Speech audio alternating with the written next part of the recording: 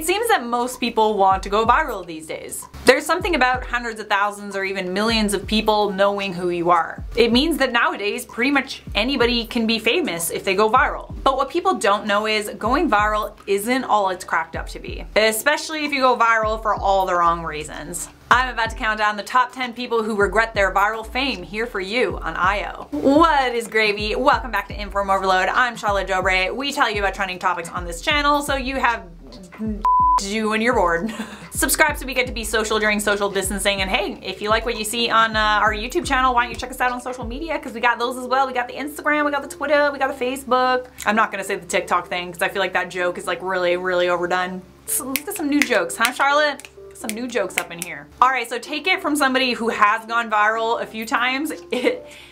It's exciting. It's very exciting to go viral, but it's also when you look at what people are saying, it's also not as fun as you think it would be. Let's start off our list at number 10, Karma Lawrence. Do you guys remember when that post of Jeffrey Owens went viral? So Jeffrey Owens was an actor on The Cosby Show. He was then photographed a few years later working at Trader Joe's at the checkout aisle. The woman who posted the famous photos of him after he had fallen so low is Karma Lawrence. She was also the one that sent the photos to news outlets.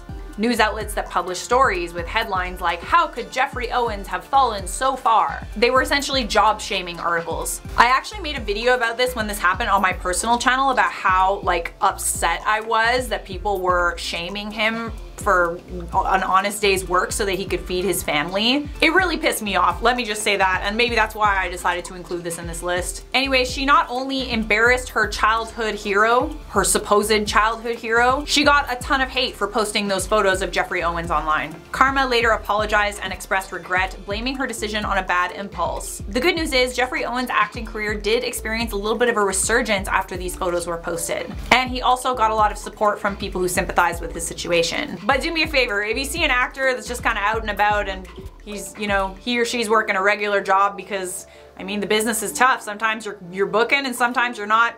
Don't take a photo of them and sell it to news outlets. It's just like, At number 9, we have the oversharer. Putting your whole life on the internet means that you're inviting people to have an opinion on your life. Kiley Griswold's tweet about her boyfriend that cheated on her gained a lot of attention online. It was this one. "My boyfriend cheated on me, so I logged onto his Snap and posted these on his story." The captions on the photos said things like, "We were so good together before I decided to stick my dick in someone else." Of course, people thought it was hilarious and it was all like, "You go girl, you tell him. You tell him. Take his credit card and go on a shopping spree, why don't ya? Yeah."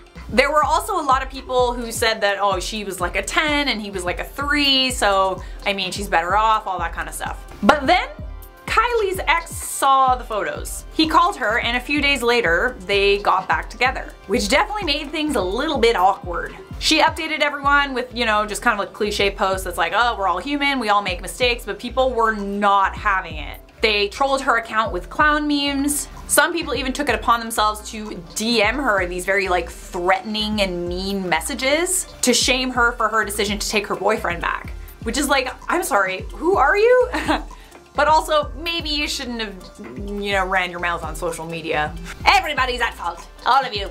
You're all at fault. At number 8, we have the Bluebell liquor. In the summer of 2019, there was this trend going viral where people were going into grocery stores, into the freezer section, taking out tubs of ice cream and licking them and putting them back in the freezer, and posting videos of it online. The first videos racked up millions of views, so then there were copycat videos. So people like Adrian Anderson decided that he was gonna hop on this trend. He posted a video of himself licking a tub of Bluebell ice cream in August of 2019. The video also showed him walking away from the freezer section, implying that he had left the contaminated tub in the freezer. He later told the news and police that he had paid for the ice cream after the camera stopped rolling, but the receipt wasn't enough to save him. Walmart was forced to throw out all the Bluebell ice cream that they had on their shelves as a precaution. Adrian Anderson pled guilty, spent 30 days in jail, and had to do 100 hours of community service. And at number 7, the influencer that licked a toilet.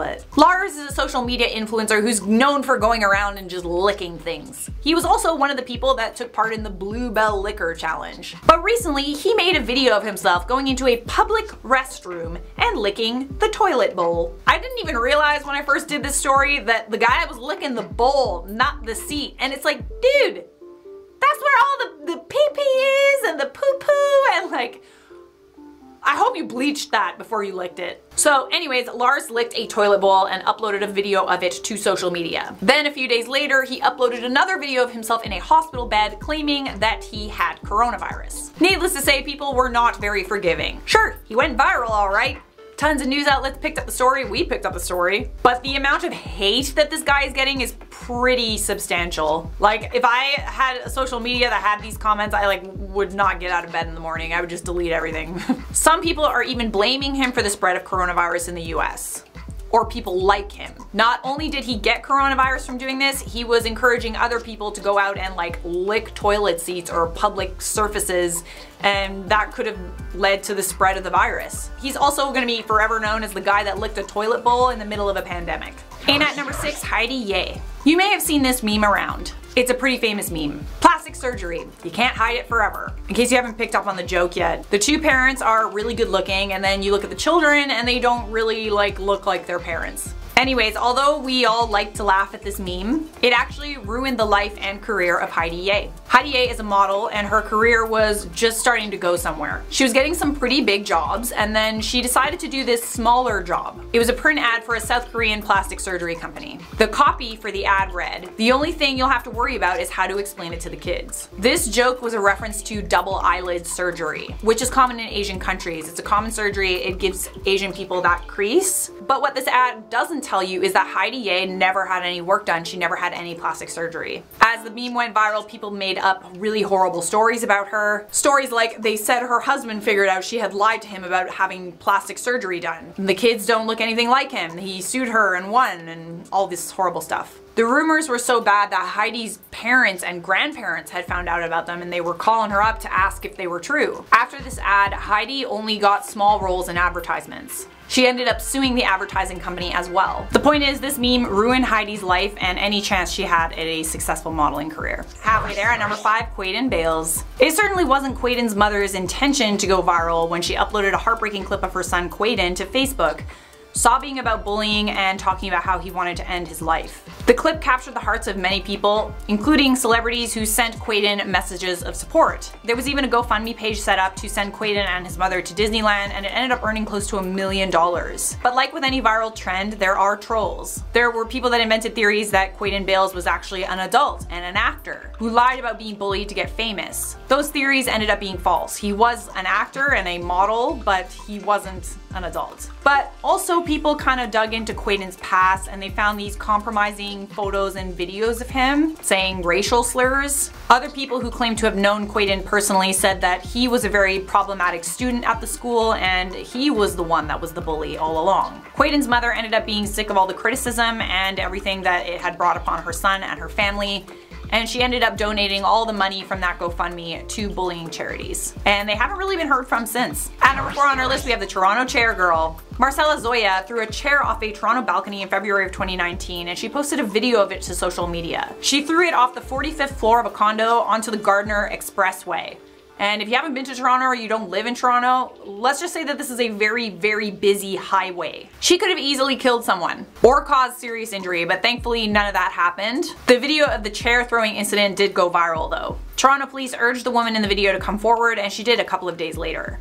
Zoya revealed that she wasn't the person who posted the video online and was unaware that it was posted to her Snapchat. The clip did go viral though. She's known as the chair girl, and it even landed her a small cameo in one of Drake's music videos. She pleaded guilty to criminal mischief endangering life, but her case is still ongoing. She could face anywhere from 4 to 6 months in jail. At number 3, Natalya Barnett. The world was shocked and horrified to hear the story about Natalya Barnett, the 33-year-old adult dwarf who was posing as a child and threatening to hurt her family. This was a story that the former adoptive parents were telling the media. They said they thought she was an adult when they adopted her, so they abandoned her and moved to Canada. Christina and Michael Barnett are now facing charges of neglect. In her first interview with Dr. Phil, Natalya Barnett claims that she is 16 years old and she was a child when she was first adopted by the Barnetts. Even if she were an adult at the time, Natalya was born with a rare form of dwarfism and she couldn't reach a counter, let alone fend for herself. It turns out the virality of her story is affecting the case because it's hard to find jurors who haven't heard about it and are going to be unbiased. I actually wish that I had an update for you guys on Natalya Barnett. I don't, but I'm looking for it. I'm Googling it.